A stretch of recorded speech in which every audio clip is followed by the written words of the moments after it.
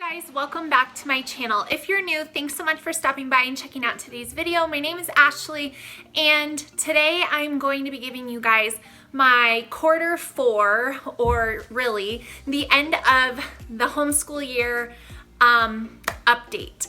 I share a lot of my homeschooling journey here on my YouTube channel, and I give updates every quarter. And of course, there are 4 quarters in a traditional school year. So we are done with our school year by the time you guys are seeing this. And so today, this is going to be a chatty update video, kind of going through like a recap, like a final account of how I feel this homeschool year went as we head into our 5th year of homeschool coming up here shortly. So if you don't really like long chatty videos and you're more of a straight to the point, just tell me the facts type of person, I'm gonna let you know now that this video is probably not for you, so feel free to go ahead and just check out of it. I get a lot of flack on my channel.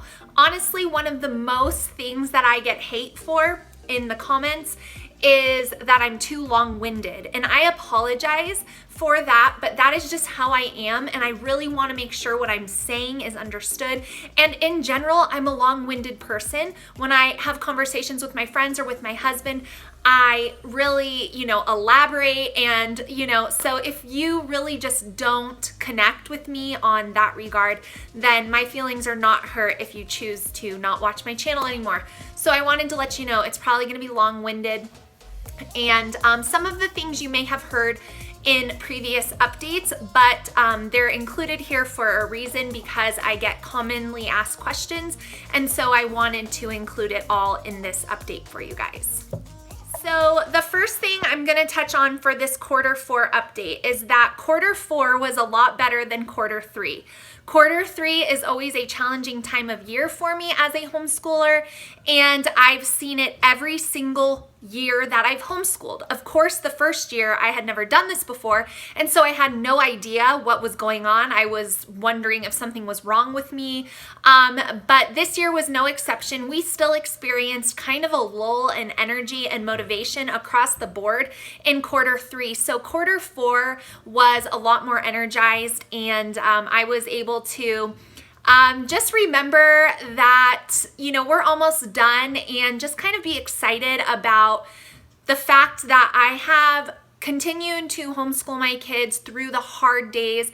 I've continued to homeschool my kids when there have been weeks and months where I was just kind of burned out. I have continued to homeschool my kids through moves and through buying homes and homes not working out and rebuying other homes. There'll be more on that coming. And I have continued to homeschool my kids when my PCOS flares up and my hormones are all wacky and I just am so annoyed at the world and I can't help it. I just really gave myself grace because even though quarter 3 was hard, in quarter 4, I was able to finish. We finished strong. Everybody was happy. Everybody learned this year. And so, yeah, I'm going to go into detail a little bit more on that at the end, but quarter 4 was a lot better than quarter 3. So if you're a homeschool mama out there, you probably can relate, and maybe you're in quarter 3 right now and feeling those things. Quarter 4 is coming. It will get better. So I do have notes on my phone here, so I just want to highlight a few things. Our favorite science unit we did this year was the arthropod unit from The Good and the Beautiful. I shared that in my quarter 3 update, I believe, because that was the last science unit we did for this school year. So we loved it. That was our most favorite one. And the part that we loved the most was actually purchasing caterpillars that turned into butterflies. That was a really fun experience for my kids. We had a freakishly cold week that the butterflies had to be released, and I was like, oh no, they're all gonna die and my kids are gonna forever be traumatized. But they actually flew away. We did find one that didn't quite make it. He was on our porch, and my kids did notice it, but all the rest, they flew away. So That was our favorite science unit that we did this school year. I get asked a lot about that, so I wanted to share with you guys. We really enjoyed all of our science units that we did this year, but that one was our best one. Another thing that I want to highlight for this end of the year homeschool update, quarter 4, is my youngest and her reading capability.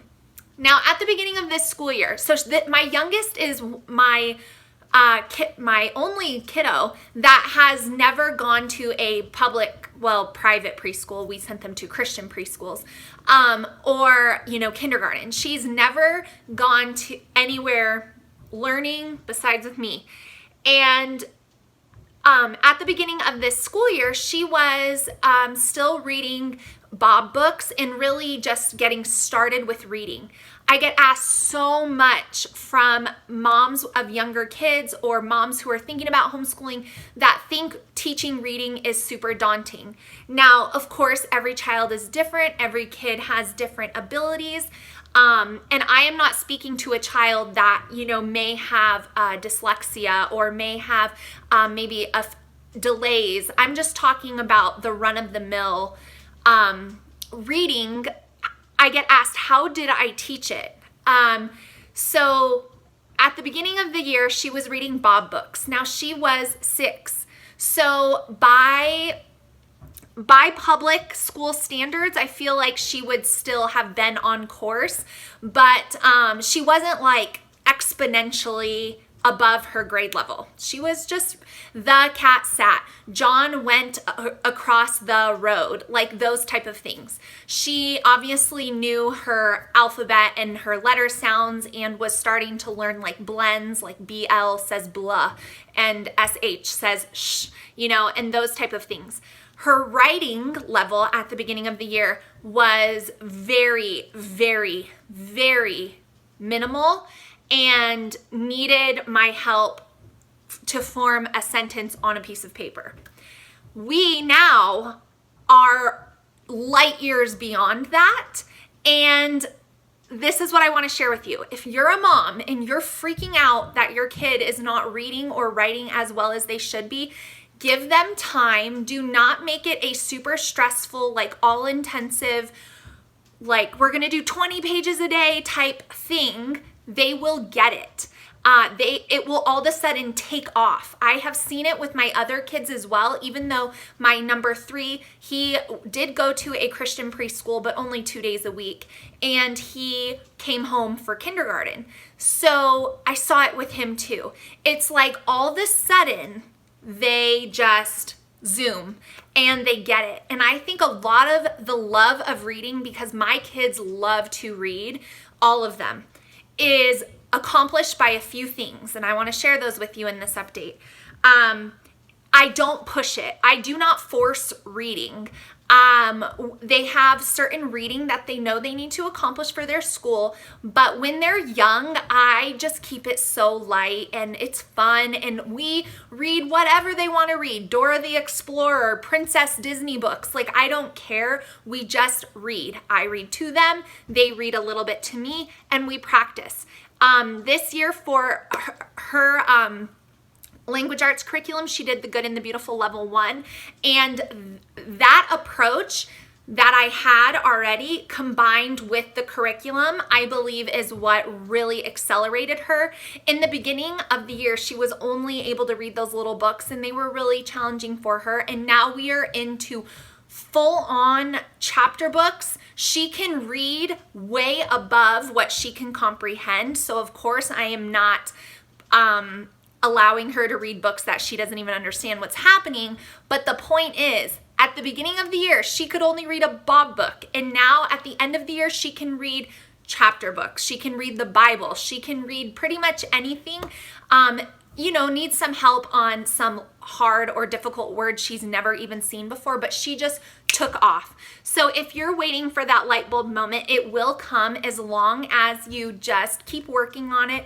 5, 10, 15, 20 minutes a day of reading and patience and not creating a high stress environment, I think is what allowed her to accelerate. So I am so pleased to give that update to you guys in this video. And I know that that was long, but I really wanted to share because I get asked a lot about that.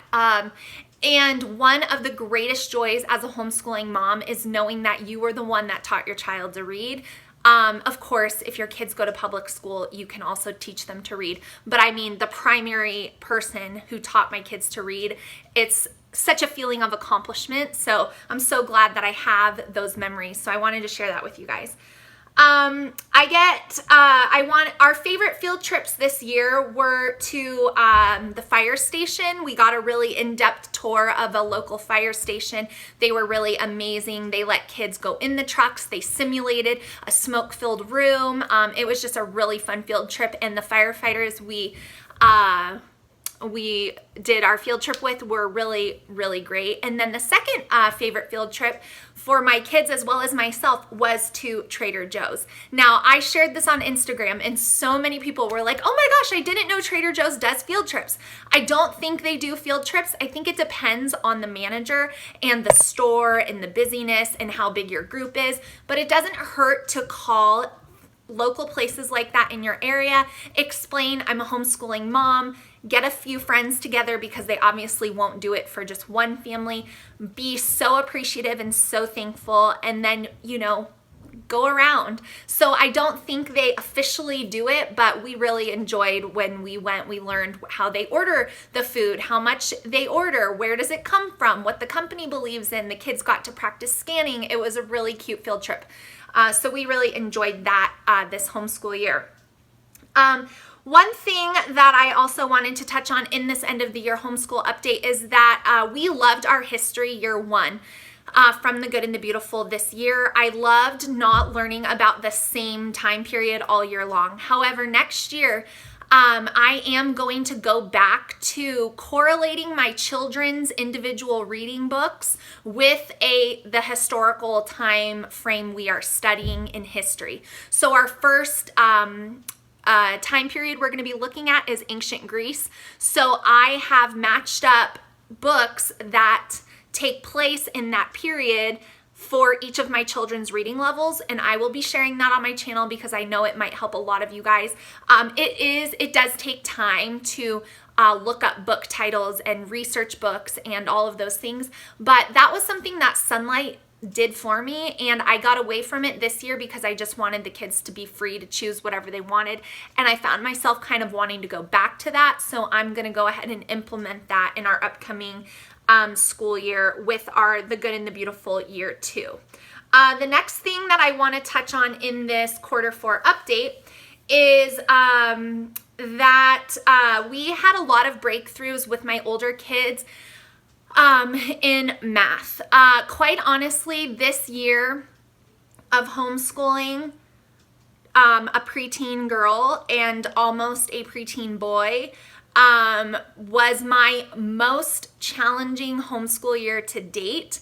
Now, I started homeschooling when my youngest was 2.5, so I never did it with an infant, so I have no advice for that. But I will say that dealing with preteen attitudes is far more exhausting for me personally than dealing with a toddler that just wants to get into things.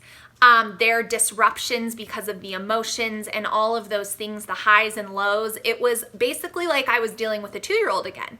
So that was a real struggle when it came to math because math is the most challenging subject for my daughter. So some of you who are very observant subscribers noticed that in the beginning of the year, we were using teaching textbooks.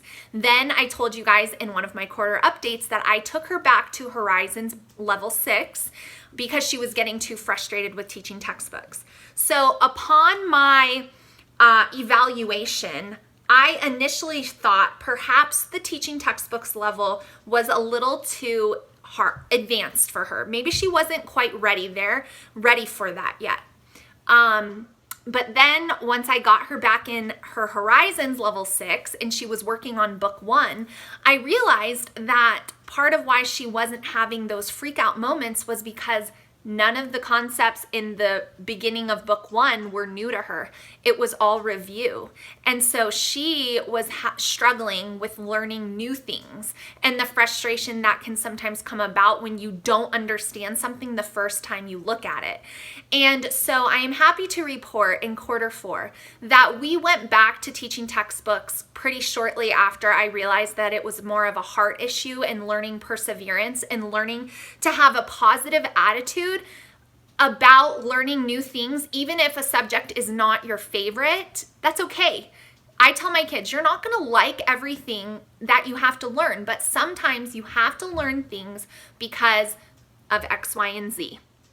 So I'm happy to report that we went back to our teaching textbooks. We had a few weeks that were pretty rough, but she persevered, and now she tells me math is this. I'm so proud of myself. I can do it. Like, she really learned a life lesson through that, and it was really like light bulbs happening in quarter 4. So I wanted to share that with you guys. Next year, I am going to be more intentional about getting out into nature to do nature study. I really flopped at that this quarter. We've had a lot going on, and that is one thing that I got away from doing, but I love doing. So I really need to be more focused on that. And to lead into that, I get asked all the time about my homeschool calendar. Everybody knows we homeschool year round, but do I do 6 weeks on, 1 week off? How do I do it? So I'm going to do a whole new video on my calendar, but I wanted to update you guys that I don't do 6 days on or 6 weeks on, 1 week off. I just take breaks as we need them. And of course, I plan breaks for trips and things that I have dates for. However, next year, like our school year coming up, which it's going to start in June, so it's not really that far away, I am going to be more planned out. I'm going to schedule nature days. I'm going to schedule field trips. I'm going to schedule when we're doing things, because I just find that if it's not written down, then sometimes it doesn't happen. And I will share my calendar with you guys then, and I'll share when I'm taking breaks, but it's gonna be breaks that accommodate my family and probably not something that you would just wanna copy, but I just wanted to touch on that. Okay, the last thing that I wanna share with you guys in this quarter 4 update is, it's a kind of a homeschool year recap, basically, is what this is. And I felt this impressed on my heart to share because I think sometimes as homeschooling moms, we really put a lot of pressure on ourselves. And maybe you're someone that doesn't struggle with that, but I do. And I do because I know how important this job is. Homeschooling my kids is not something I take lightly. It's not something that I think should be an afterthought in a mother's mind. It's not something that I feel like laundry and cleaning your house should be prioritized before. Of course, you know, there's some days when you do need to handle that, but it's a day. It's not your overall attitude toward homeschooling. That's my opinion. And that is what I hold myself to. Homeschooling my kids is my number one job. And I want to do my job well. And if I feel like I am not doing my job well, then I start to look at my life and I start to say, why am I not doing this job so well? What could I do better? What is going wrong here? And asking myself those questions has led me so many times over my homeschooling journey to stop personal training people at the gym, to stop teaching classes at the gym. Then I picked up a class and was just doing once a week. I recently stopped doing that. Those questions have helped me redefine and reevaluate my priorities time and time again. But I will say, this homeschooling year started out amazing. It started out so strong. It started out wonderful. We started last June and we were excited. We had new curriculum. We were jazzed and we did awesome. And I felt awesome about what we were doing until around the holidays. Now, some of you guys might remember we moved into the rental we're currently in after we sold our home. Now, something that I want you guys to understand is through all of this, I have done school with my kids. It was not that we set aside school and we just weren't learning anymore. But I wasn't enjoying it. I wasn't as present as I want to be. It wasn't as full as it could have been. And I realized this over a course of, a couple months. Really, I realized this when we moved into the fourth quarter and I looked back on the third and was like, what went wrong again? And sometimes life happens, right? We have babies, spouses lose jobs, military moves happen. The list could go on and on. But when you are a home educator, your home situation does play a role in your homeschool. Now, I know that there's a lot of people that road school and are on the road RVing, but there's a level of settled feeling that allows you to do that, because that's a choice you make and you prepare and you do all the things. But I didn't realize the implications of moving that I just figured, oh, we'll just pick school right up. And we did. But it was a struggle for me because I didn't, and this might sound so superficial to you guys, but I hope somebody connects with what I'm saying because I felt led to share it. In my homeschool space, I love having all my books out. I love having all my craft supplies easily accessed. Like, I love having the time to, plan all these enrichment type things surrounded around what we're doing. So combined with not having that and not having my environment the way that I like it, combined with preteen crazy hormone attitudes, combined with the drama that happened in our homeschool group, this all happened in the month of December, November to December. And it affected me more than I think I let on. And it affected my homeschool. So I share this with you guys to let you know that if you have a bad couple of months, or you look back on it and you think, man, my heart wasn't really in the right place, or man, I could have done better on that, it's okay. It doesn't mean all your kids need to go back to public school. It just means that you need to allow yourself grace for that season that you went through. Acknowledge that life changes do affect your homeschool, and it's okay. And sometimes it takes a month or 2 or 3 or 4 or 5 to recalibrate and get your bearings back and get that energy back and get that excited feeling back. And so I wanted to share that with you because that was something I kind of went through personally this year.